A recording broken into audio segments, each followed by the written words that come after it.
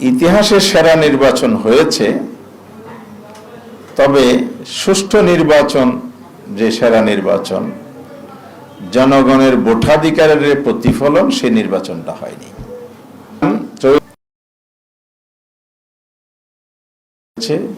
যেটার কিছু জবাব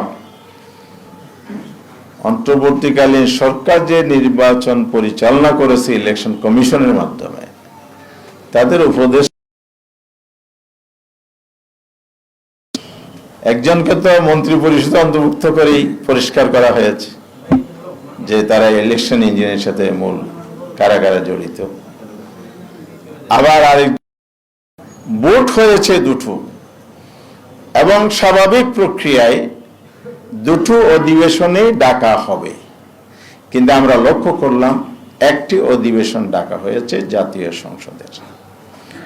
শপথের জায়গায় যদি আসি, বর্তমান যারা সরকারে আছেন বিএনপি, ওনাদের সদস্যরা দলীয় সিদ্ধান্তের ভিত্তিতে জাতীয় সংসদের সদস্যের শপথ নিয়েছেন, সংবিধান সংস্কার পরিষদের শপথটা নেন নাই। তাহলে বোঝা গেল আপনারা যে সংস্কারের জন্য ঐক্যমত্য কমিশন অংশগ্রহণ করলেন, জুলাই সনদ তৈরি হলো, আপনারা একই দিনে রেফারেন্ডাম, এই যে হানা ভোটের জন্য দাবি করলেন, আবার জনগণকে হা ভোটের জন্য বিভিন্ন জায়গায় জনসভায় বলেছেন।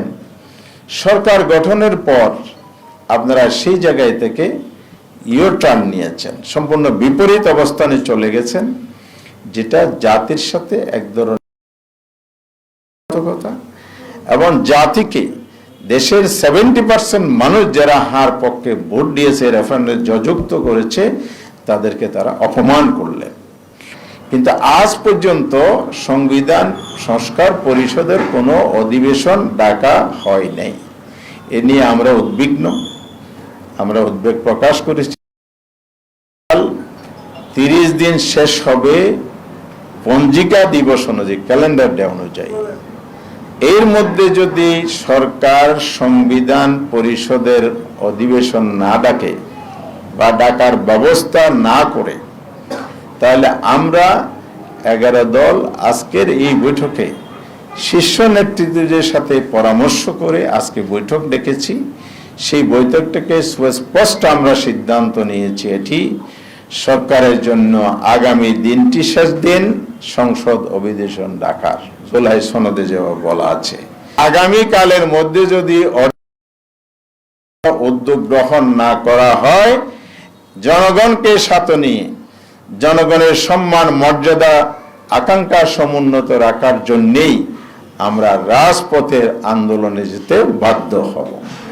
এবং খুব সহসাই শীর্ষ নেতৃবৃন্দের বৈঠক দেখে আমরা সেই আন্দোলনের কর্মসূচি ঘোষণা করব, এবং জনগণকে সম্পৃক্ত করে জনগণের দাবি, জনগণের ভোটাধিকার যে বাস্তবায়ন করতে হবে, সেই দাবিতে আমরা ঐক্যবদ্ধভাবে রাজপথে নামব ইনশাআল্লাহ।